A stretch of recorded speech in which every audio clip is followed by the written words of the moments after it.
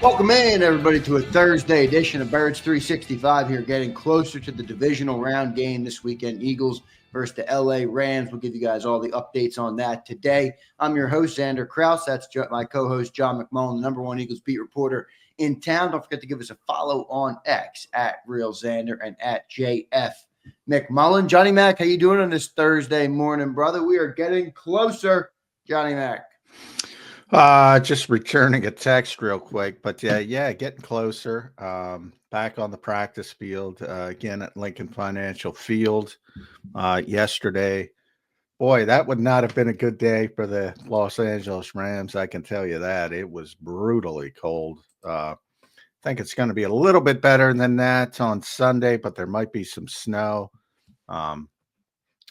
Yeah, all things looking positive for the Philadelphia Eagles. I know, there was a lot of talk in the locker room about how well the Rams played. And, I think the Eagles take it at Lane Johnson said it best. That ain't us. That offensive line that they were going against, that ain't us. So I think there's a lot of confidence coming out of that first game. And, I've been talking about it all week. Styles make fights. Best part of the Rams team is their young defensive front. Very good group. They do not match up well. I will say this to the end of days until the Eagles win on Sunday. They do not match up well against the Philadelphia Eagles offensive line. There's no doubt, Johnny Mac. They are just, I don't think they're big enough. I don't think they're not. As good of players as they are. There's a saying in the NFL, big guys beat up little guys. I don't see how they're going to slow down this running attack. And that's exactly what happened in the first matchup between these two teams, which was, on the road in Los Angeles, and they wore down. You think they're not going to wear down in the cold? You think they're going to want to keep taking those punches from Lane and Jordan and Landon Dickerson and Mekhi Becton. I haven't brought up Cam Jurgens. Cam's a hell of a player, but he's the one normal-sized offensive player. Yeah, right. The other guys are just monsters, and that's, I think, the problem for the Rams. Yep, no doubt about it. So we'll get into all that. John, you were down there at practice yesterday. You mentioned it was real cold, which I think is a good thing for this Eagles team going into a game like this versus the Rams. Anything else stick out at practice yesterday? It seemed like it was a big rest day, which is normal. That's what they did last week, and there was some concern. I'm not going to get into concerns about that this week. They're obviously just resting everybody up, right, gearing up for this playoff game. Yeah, it's AJ. It's actually less. They've been resting a bunch of guys, and they really culled it back. And most of the guys were out there playing. The only rest players were Saquon Barkley, Jordan Mailata, Josh Sweat, and Cam Jurgens. Typically, that's 2 or 3 times that number. So if anything, they're picking it up a little bit because getting even later. As we mentioned, only 3 potential hurdles to go. And A.J. Brown, to me, is the one who, obviously they're resting him. They're going to do what they did last week. He did say he talked yesterday. He said he's going to be out there today. But they're trying to just manage him to the game. But, he's clearly dealing with something with that knee, and he's not 100%. Only had 1 catch against the Packers, which was a season low, but they didn't throw the ball. Yeah. So, and everybody acknowledged that, it wasn't the best passing performance, except the complainers in the chat. It's like Nick said it after the game. Kellen said it. Yeah. It's like, why aren't you criticizing them? They're the ones. I will point to QB1, John. What'd you think about what he had to say? He basically said, I don't give a shit who says what about what. The goal is to win the game. Don't care about what it looks like, the stats, the passing. I just want to win is a synopsis of what Jalen Hurts said. It's a good thing to say. I don't believe it for a second, but it's a good thing to say. What else can you say? So I thought he handled it well. But again, after the game, go to Kellen Moore. They acknowledged it. Rarely does Nick acknowledge it right after games. He acknowledged it. Kellen acknowledged it, probably because Nick did. So he felt a little bit more honest, I guess. And then, yeah, I mean, of course, what are you going to do? What are you going to do? They won the game. That's all that matters. He's correct. But anybody's being honest with themselves. Passing game's not great right now. No, it's not, but they hasn't mattered. Yeah, hasn't mattered at all, man. So they keep beating teams, and I certainly don't think they're gonna, need to get the passing game going in this one. Maybe they do, and if they get down early or something in this game, but I just I don't think it's going to matter that much in this one. Yeah, I don't either. I think this is a very simple game, John. Trenches, big guys beat up little guys. You play bully ball. You run the ball with Saquon Barkley, and you should get out of there. I think relatively easy.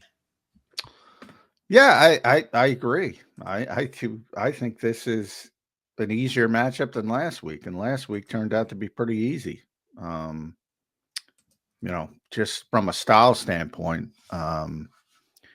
in theory, it should be getting tougher, but I don't think it'll get tougher after this week. Well, I will say this Rams team is hot, John. They're playing good. I forget. I don't know exactly what good the last time.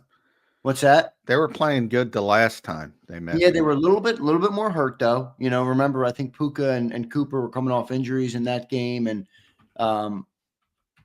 I think they've definitely found a rhythm. I read your column yesterday on Sports Illustrated, which was great, just about Sean McVay kind of used that Week 12 loss to the Eagles. I don't want to say as a galvanizing point, but basically as a we can let this define us, or we can look inward and get better from here. And I think the team has gotten better. They're playing well. I mean, they dismantled the 14-win team last year. So I'm not trying to downplay the opponent at all. I think it is a formidable opponent. And I respect Sean McVay. I respect, obviously, Matthew Stafford. But I don't see it, John. I don't see it. Yeah, I don't see it either. I mean, a lot of people brought up the Puka and Cooper stuff. I mean, they came back October 24th, which was their first game against Minnesota, and their game against the Eagles was November 24th. So they had been back for. I thought it was less 1, 2, 3, 4 games. Yeah. And they came back on that Thursday night game, and it was a big surprise, especially with Puka, that they on a short week that they played them. But yeah, they had won 4 of 5 because they started out 1-4, and they had won 4 of 5 coming into that Eagles game. And they got stomped. And since that, they have not lost, except for the Week 18 game, which they rested everybody. So I'm not going to blame them for that. So really, when they're trying to win, they haven't lost. So give them credit. They've won 6 straight games, essentially, if you count the playoff game. Now, a lot of struggles offensively, that group, and that they beat New Orleans 21-14. The one strong performance was Buffalo, which they won a shootout 44-42. And then they played at San Francisco. They won 12-6. If you remember that ugly rain game. At the Jets, they won 19-9. And then they beat Arizona 13-9. So they haven't exactly been, now they look good against the Vikings. But even that, it was early in the game. And then, Minnesota kind of figured it out defensively. As I said, Sean McVay gets very repetitive, Dan Sileo. I don't know if you told him that. Very repetitive. I didn't say that to him yet. I will let you guys hash it out a little bit, maybe on the pregame. After, I'm a little bit worried about the starts because they're generally very good in the scripted periods. Well, you at least surmised that Sean McVay has a very good resume. 4-time, division winner, 2-time. Look, I didn't say again. People hear what they said. I said he's overrated. He's a very good coach, but he's overrated. Those two things. That I didn't say he was a bad coach. I've been joking for years that if you had a cup of coffee with Sean McVay, you can get an interview. He's the guy. He's the big man. Yeah, I think when you use the word overrated, though, I understand what you're saying because he does have this crazy, persona or expectation of people in the league where it's like, like you just said, you have a cup of coffee and you're good. But he does have an impressive resume. He's 38 years old. It's pretty wild what he's been able to do. And that's what everybody's looking for. They want that young coach who hits, and But again, as I pointed out, I mean, this is the offensive guy. This is the guy. This is the motion guy. This is what everybody talked about. This is the eye candy guy, the creative guy. Right. And if you look at it, if you peel back the onion, yeah, it's a bunch of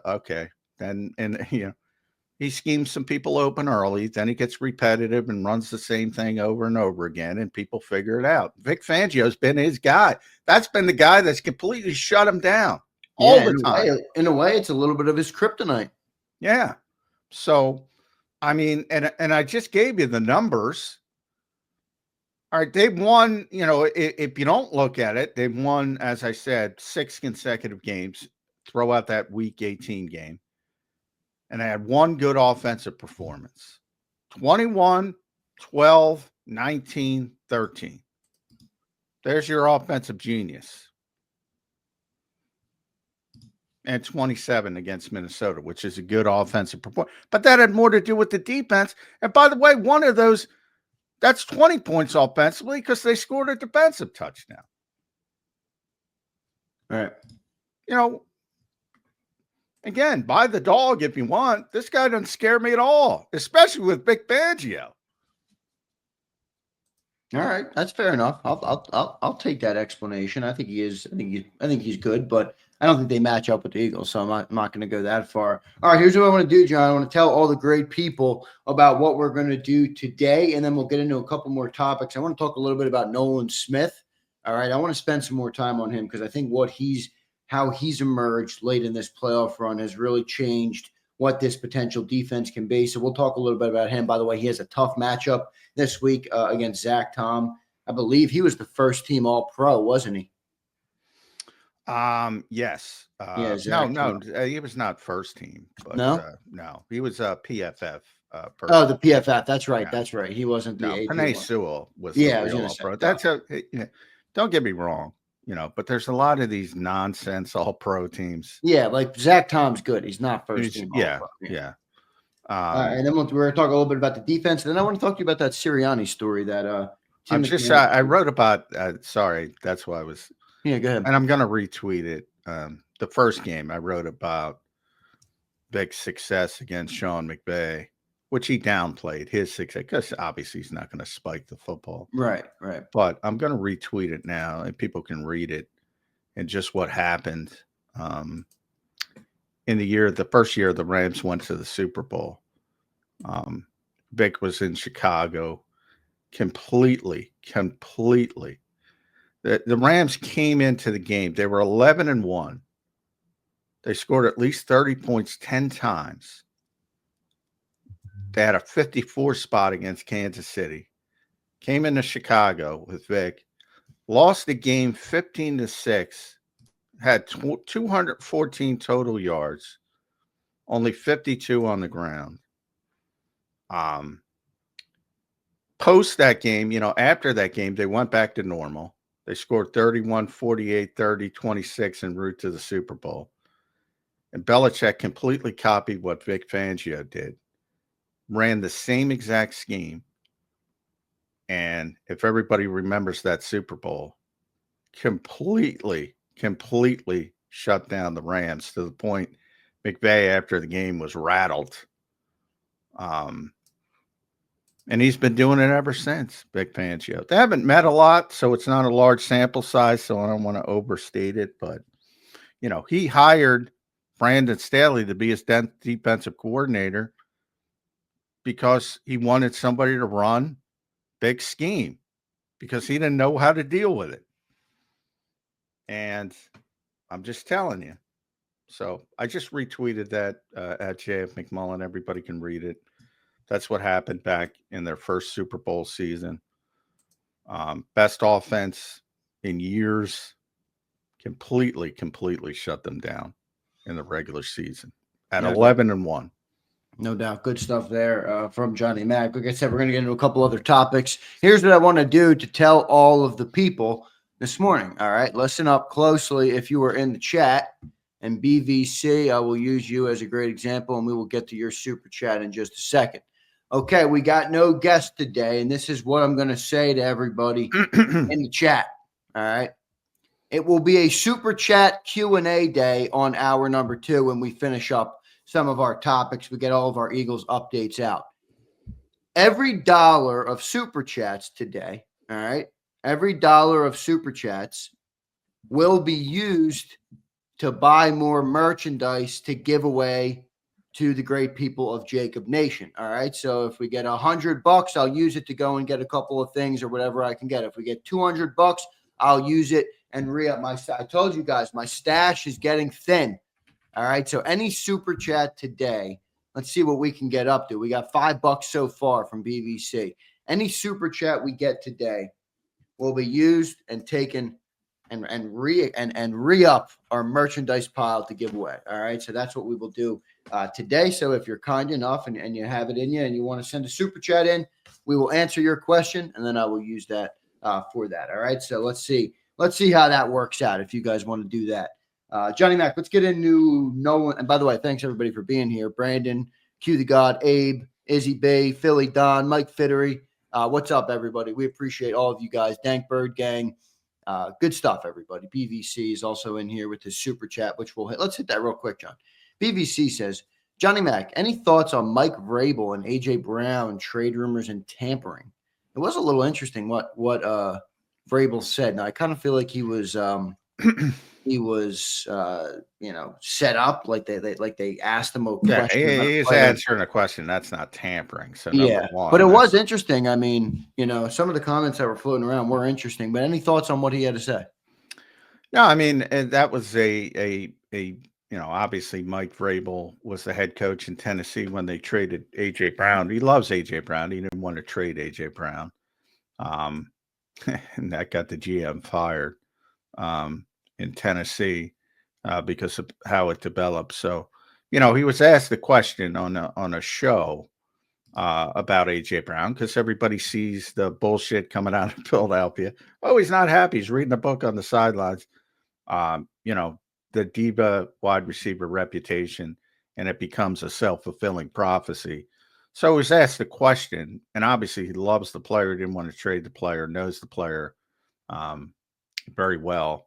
And of course he would want them. They're desperate to get receivers there to obviously rebuild around Drake May. So I don't think it's anything more than that. And, other than, if this continues for years in Philadelphia, the Eagles just signed him to an extension. And by that, I mean the passing game stuff, which, they'll try to correct after the season, however the season ends. Yeah, but I don't think it's anything more of Mike Vrabel got asked the question and loves the player. But the tampering aspect, yeah, that involves, contacting agents and contacting players, and that's not what happened. That was a head coach being asked a question on whether it was a radio show or a show like this, a streaming show. I know it was streaming, but and he answered the question, and he likes the player, and he's always liked the player, and he didn't want to trade him when he was the head coach in Tennessee, which he has said multiple times. You're muted. Look at this, John. $100 super chat, $100 banger. Whoa, there we go. From our guy Jay. He says, let's kick this thing off strong. A-Team. Good stuff, brother. And A-Team, shout out to A-Team. He's won a couple of things here. He is a great supporter, a legend member here on the chat. Jason, thank you, brother, man. I love you, brother. He says, for the people, elite. JAKIB is killing it, trying to jumpstart this thing for the fam. I think the game will be closer than we expect. Hopefully, AJ is in better shape this game. What do you think of the rumors of New England? We just kind of hit on that. He's not going anywhere. I would agree, Jason. I don't think he's going anywhere. And you just heard John give you a good breakdown of why that was kind of not really tampering at the end of the day. But, John, do you think AJ's injury had anything to do with his game last week at all? Yeah. Well, he's not healthy. I mean, clearly. He said it didn't play a factor, but yeah. I mean, he's not himself, but yeah, he said he was open, blah, blah, blah. I mean, they didn't pass the ball effectively. So, but again, that's a season low, 1 of 10. 1 per 10, whatever it was, reception for AJ. He was open on that deep shot they took. They just missed it. Oh man, I wish that play worked because that was nice. I like that. I like that call there, Yeah. right there. Yeah, That was the only deep shot they took in the game, by the way. I know, and it was third down, so you knew you were going to get it anyway on fourth down. I mean, think about how cautious this team is, to the point of being closer, probably because of the way the Eagles are playing. They're going to keep it close. Well, John, isn't part of this team's philosophy, and we talk about it all the time, where they're trying to improve their odds, basically, or improve. You use margin for error, okay? Yeah, well, I think they're decreasing the margin for error. That's the Well, problem. are they decreasing the margin for error, but statistically they are putting themselves in a better position? The Eagles are 8-0 this season, John, when Jalen Hurts has 0 turnovers. Well, they believe if they don't turn the football over, they will win the game. Well, they're right. They're 8-0 this year. I do not disagree with that, but I think they're decreasing. I think those things are not mutually exclusive. By playing the way they're playing, they are decreasing the margin for error. They are also pointing out they don't trust the quarterback. And again, before you shit on me, go shit on Nick Sirianni and Kellen Moore, because they're the ones doing it, not me. I would go the opposite route. I think you could blow this team off the field if you wanted to.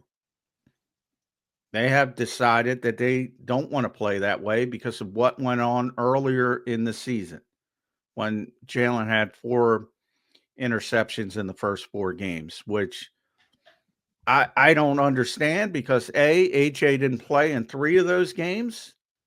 He was hurt. And, if you add in the first game, which was admittedly ugly from a, turnover standpoint, even though they persevered and won it, that was the shitty field in Brazil. I think there was extenuating circumstances there as well. So I think they pulled the plug way too soon on this quarterback, and they are playing very cautiously, as I described it yesterday on Sports Illustrated. It's risk averse or bust for this team. They don't even, there's this mentality of Jalen holds on to the football, which he does too long.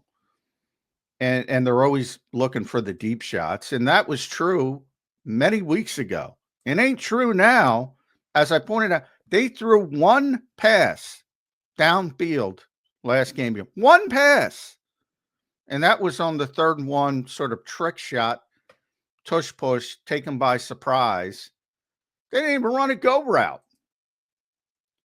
9 times over the past 9 games. 9 times, 1 time per game, they've had a pass of 20 or more air yards. Yeah, that's crazy. They are extremely, extremely risk averse right now. And boy, I'm going to give them a hell of a lot of credit if they can win the Super Bowl like this. It's certainly old school football, man. I mean, they are. Well, look, it is beyond old school football. I know, but that football, John, you know what it makes it work is that defense, man. And Vic Fangio is arguably, we talk about the MVP of this team. I say it's Howie. You give it to the offensive line. Vic was in our top 3 on both of us, but at home, John, I saw this stat put out yesterday by NFL Game Day, one of the NFL Network accounts on X. Eagles at home this season, they're 6-0. They're scoring 25.2 points a game. They're giving up 11.7 points per game. 11.7. I mean, you can mistake it yourself into a win giving up 11 points a game with this offense. Well, and they have. I know. That's what I'm saying. Like, you think about how we were talking after the game, and I never got the feeling I said in that Green Bay game that the Eagles were in danger. But the bottom line is, when you're within 1 score, all it takes is 1 crazy bounce of the football going in a negative direction, and you're losing. That's what I'm talking about when it comes to margin of error. Right. And you were talking about it after the show. You're like, they're only up 10-0. They should be up multiple 3 scores dominant. They're not. They are decreasing the margin of error. Yeah. By the way, that home stat is divisional rounds at home. So, that defense is amazing in the link, and you got the Rams coming in there, John. This game looks good to me. By the way, this defense hasn't given up more than I think it's 18 points to a team in the link since early before the bye week. So I think this defense makes it work. I'm not saying you're not wrong about Jalen Hurts. They're certainly more risk averse, but if they're 8-0 without turnovers and they have Saquon Barkley and they have the offensive line, I understand it's risk averse, but is it the right move? I mean, that they're winning so many games, it feels like the right move to me. It's hard to argue against it because they're having success. Yeah. But you don't get got sometimes until you get got. Again, you can say that now, but if we're on here Monday and Jared Verse does what he does against Minnesota, knocks the ball out. I forget if he didn't knock it out, but somebody knocked it out, and then he takes it back for a touchdown. And you have been taking advantage of your offensive opportunities, and all of a sudden you're losing late in the fourth quarter and things go wrong, where you're going to be shitting on what they did. I guarantee you that. I don't expect it to happen, but when you decrease that margin of error, that's all it takes. That's all it takes. Good stuff there, Johnny Mac. Let's get into a couple more things. I want to talk about Nolan Smith. All right. And Nolan Smith had a big game last week, 2 sacks. I think he beat up on a good Green Bay offensive line. We mentioned Zach Tom already. Going up this week against the Rams, obviously, the Rams offensive line. What a great story he's turning into, John. What a great player he's turning into. And I think it's going to give you a big, significant advantage. If he's playing better now than he has all year, I think that's going to make this defense that much better because we haven't had an edge rusher. We've had good edge rushers, but we don't have the dominant edge rusher. Nolan Smith has come on hard in the second half of the year, and if he can maintain that through the playoffs, I believe that could be a nail in the coffin on some teams if you get a pass rusher that can get 1-2 sacks a game.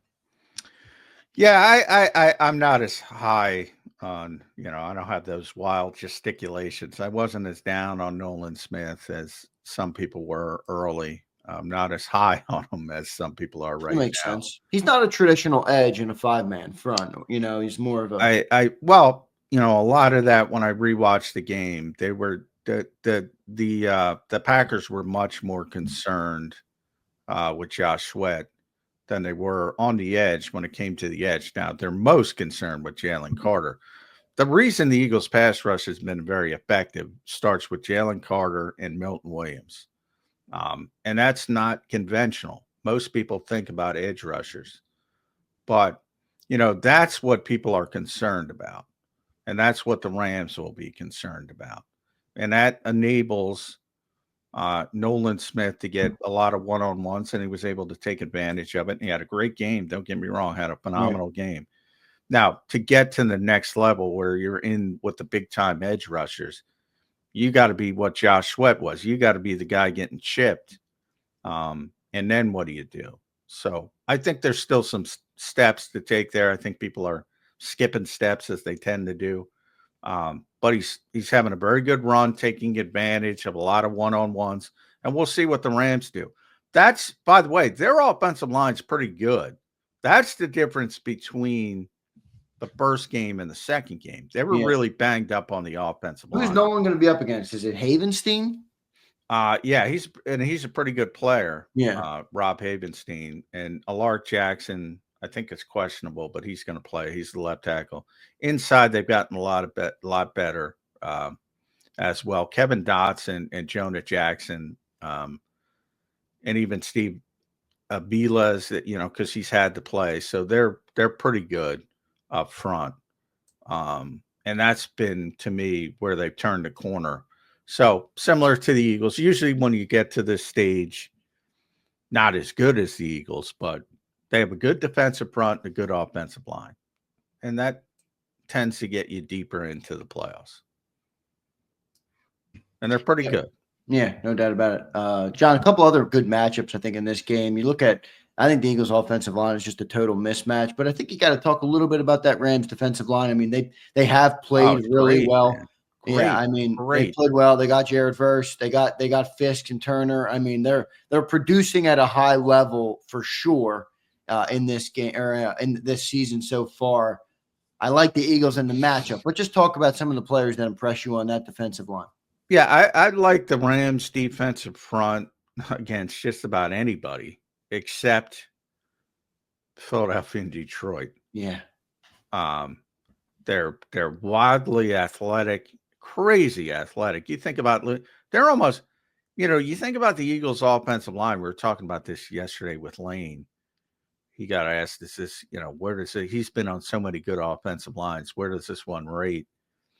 And, he said it was tough, but it's very good. And they lost a Hall of Famer, Jason Kelce. And they're still that good. And similarly, the Rams lost Aaron Donald on their defensive front. Right. And they're still that good. John, I asked a question yesterday because you just brought up Jason Kelce, and I got ripped for it. And I told the people before I asked it, I'm going to get ripped for it. And I'm going to get ripped for it again, and I'm perfectly fine with that. But I feel like asking the question because in the same way that you say that Sean McVay is slightly overrated, and you're not saying he's not good, but you're saying we've gone too far on where he's rated. Is it possible? Is there a world that exists where Jason Kelce is a little bit overrated in the eyes of Eagles fans? I've said that many, many times. He's not the greatest center who ever lived. There's a lot of people. Again, it's the same thing. It's a good comp. Yeah, it's almost everybody though. Honestly. Well, I'm really not saying that to take away from Jason Kelce. Neither am I. I mean, look at how good Cam Jurgens has been as a replacement. No, he's much the better. Offensive line is better now than they've been in the last 5 years. Well, that might be true, but that doesn't have to do with Jason. And Cam's had a great season, but he's not Jason Kelce. Okay. Now, I agree with you. This is almost everybody because people conflate human beings as some kind of perfection. So it could be, we talk about Micah Parsons over the years, and Eagles fans don't like the Cowboys, so they'll point out plays where Micah Parsons, it doesn't look great. Yeah, he's a human being. Doesn't matter who you are. A.J. Brown on this team, who I continuously say is the best pure football player on the Philadelphia Eagles. Not perfect. So it's almost everybody. Whether you want to go Lamar Jackson, when I would say Lamar Jackson's the best football player in the world, and then the Eagles shut him down. He's a human being. Justin Jefferson. Oh, he did this. He did that. Yeah, he's the best receiver. That doesn't mean he's perfect. Almost everybody at that level is slightly overrated, if that makes sense, because people conflate them into perfection. Nobody's had a perfect game. Nick says it all the time. Aaron Donald, one of the greatest defensive players I've ever seen. The Eagles would shut him down. The Eagles fans, And then you're speaking of Jason Kelce. Listen to Jason Kelce talk about Aaron Donald and what the Eagles did to shut him down. Never not double teamed him. And if they did, it was by mistake. They spent so much time trying to block him. Right.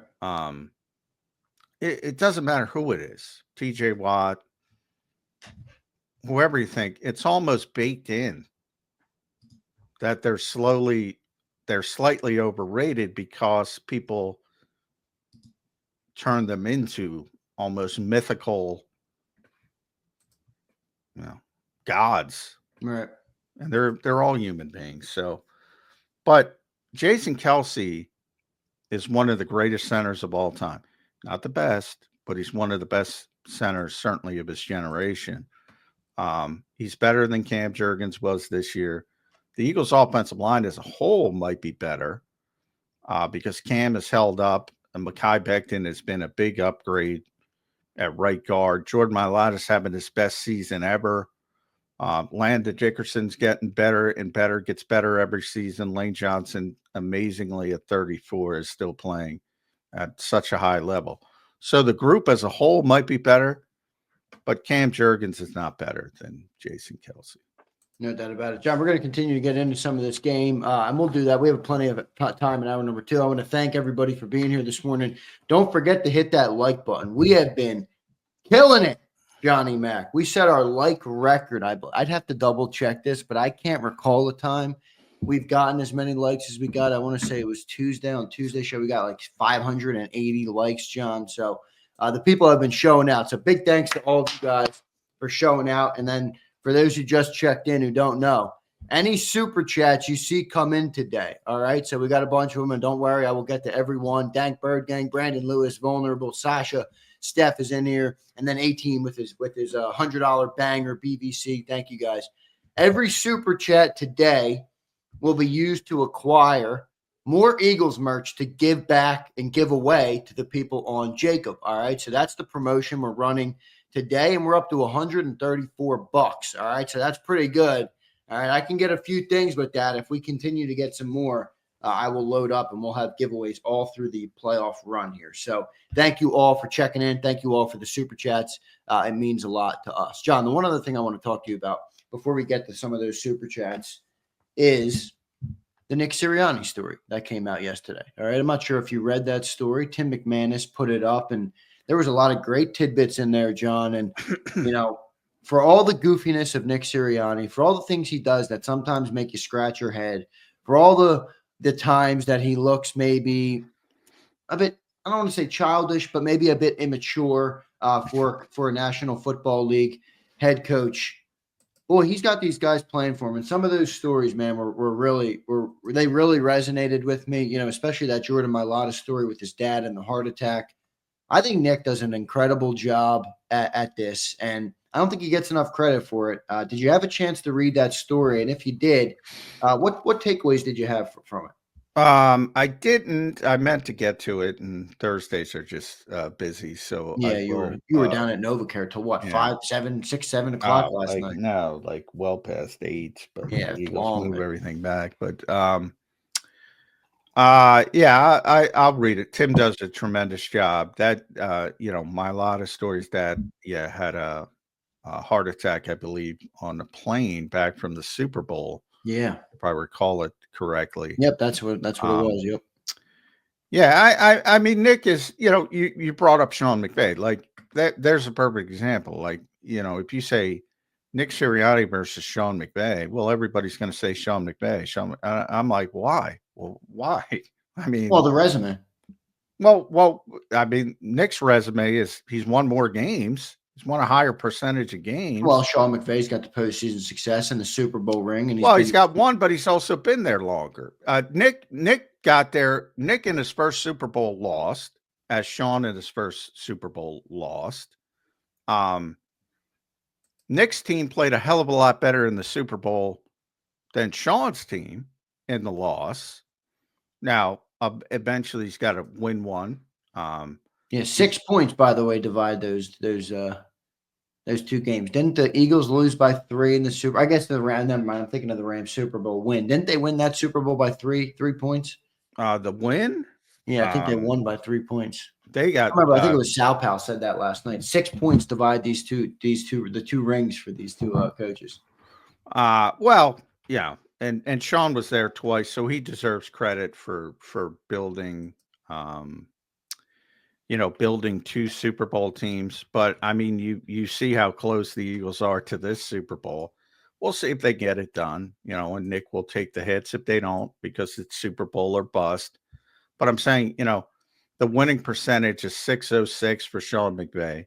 It's amazing. He's so young still, and he's been a head coach for 4, 5, 6, 7, 8 years. This is his 8th season, which is pretty freaking amazing.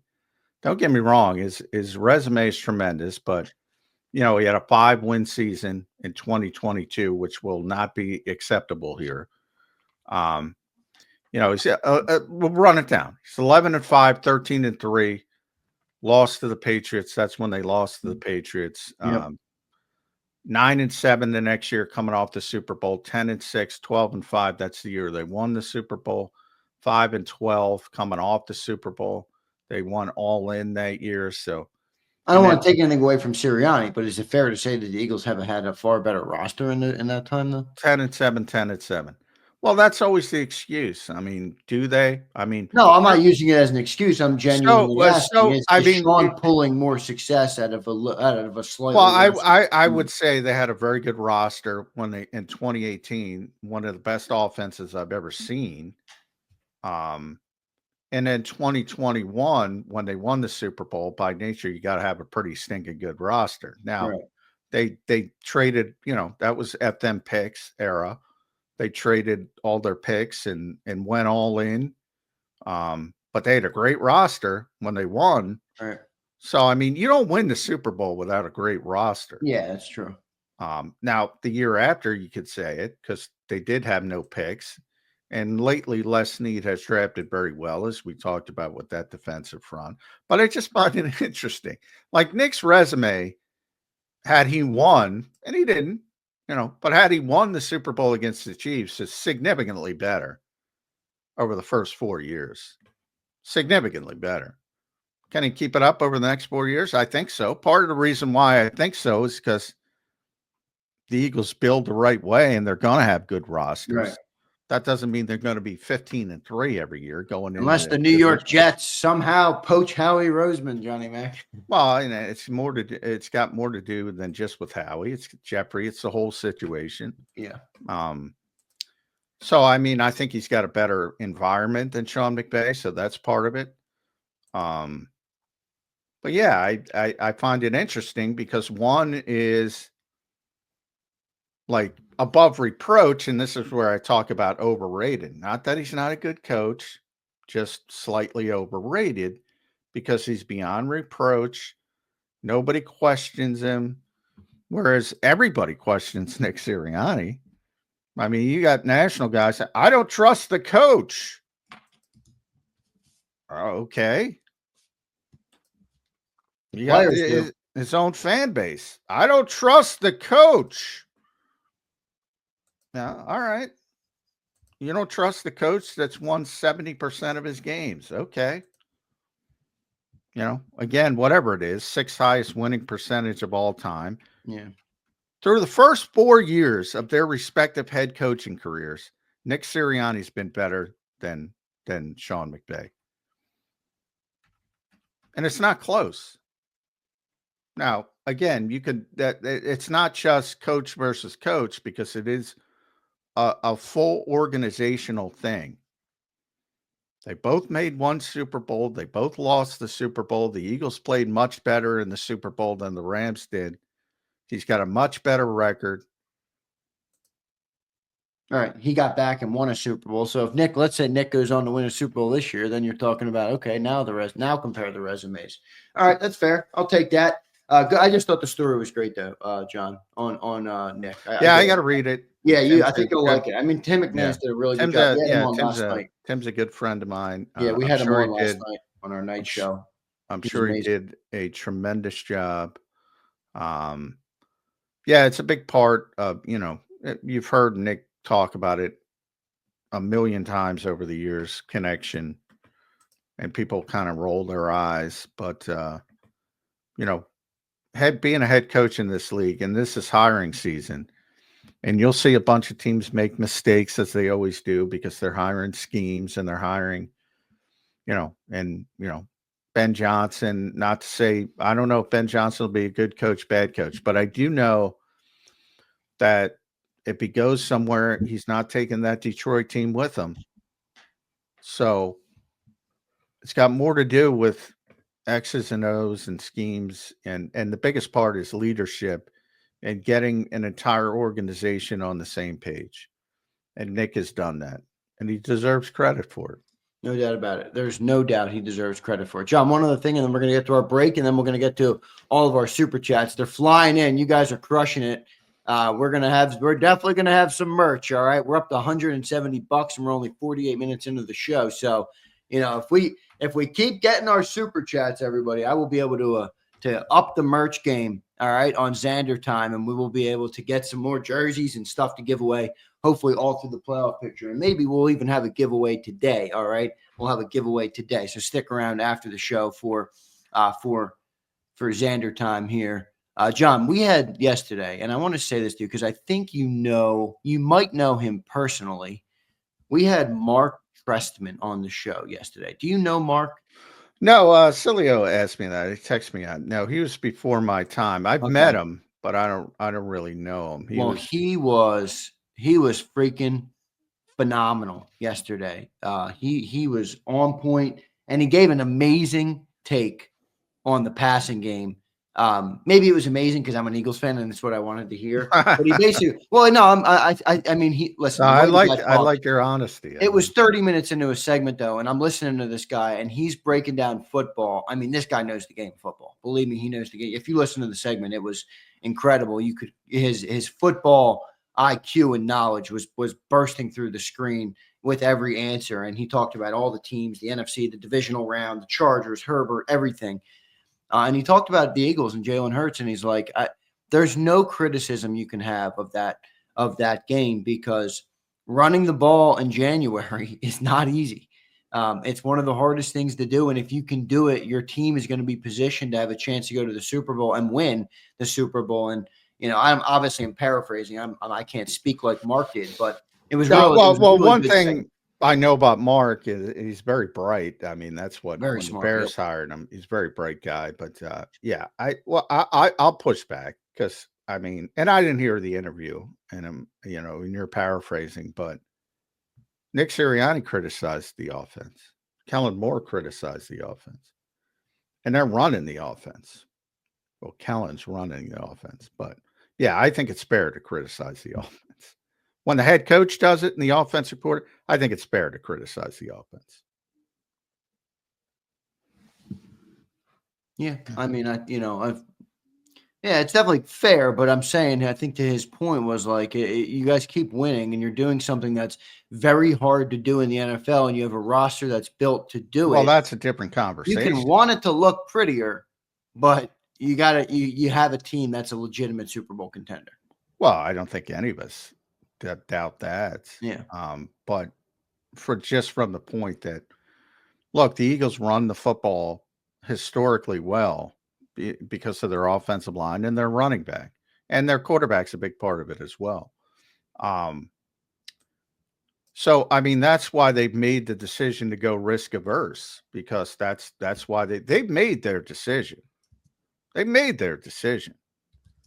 And that's what they believe is the best path for them to win this season. And that's the coaching staff. Again, that was not the plan originally. That's the coaching staff adjusting in season. And we're going to see how far they can take it. But it would be much easier to finish it if the passing, again, we're not talking about throwing for 400 yards or throwing 40 times. We're talking about being more effective when you do pass it. Right. If that gets more effective, it would be a lot easier. And that's what Nick and Kellen were talking about. Yeah, good stuff there, John. Let's get to our commercial break. Look at this, John. Look at this. Another $100 banger. Whoa. You're gonna have some merch for the people. All right. I'm gonna have some merch for the people after today's show. We're up to like 260 or something. Let me check the number. I'll give you guys a tally. 291 already in the first 50 minutes of the show. All right. We are crushing it. We'll have a giveaway today, and I'll be going, all right, to pick up some new merch for the great people of JAKIB Nation after the show. So big thanks to all of you guys. We'll get to our first commercial break. John, just real quick, what's on the Eagles' agenda today? Another practice down at Lincoln Financial Field. Yeah, another practice. Boy, what is the weather today? Because it was brutal yesterday. But yeah, they're going to be out there. Another, God, 32 degrees. Hopefully it's not that windy. Now we're down to 35 on Sunday, 55% chance of snow. Yeah, I think that bodes well for the Eagles. Over. I have a feeling it's not going to be a snow game like everybody's excited about. Well, I think the wind and the cold is the more important part. You don't need snow, but I think it'll be cool for people to see. But what's really going to affect the Rams is wind and cold.